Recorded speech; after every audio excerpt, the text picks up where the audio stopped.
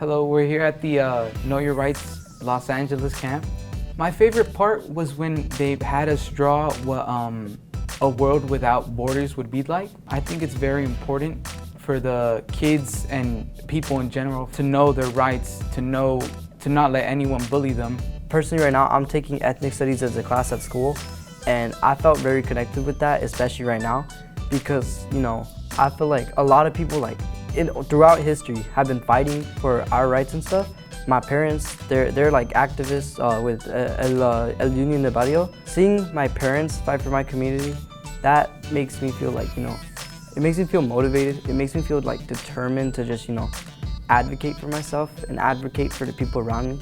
Although a lot of these things are happening around us and we need to still stay vigilant, but there's still those times where we feel like we won, even if the war's not over, between ICE agents and stuff, all that, and activists that are fighting for our rights.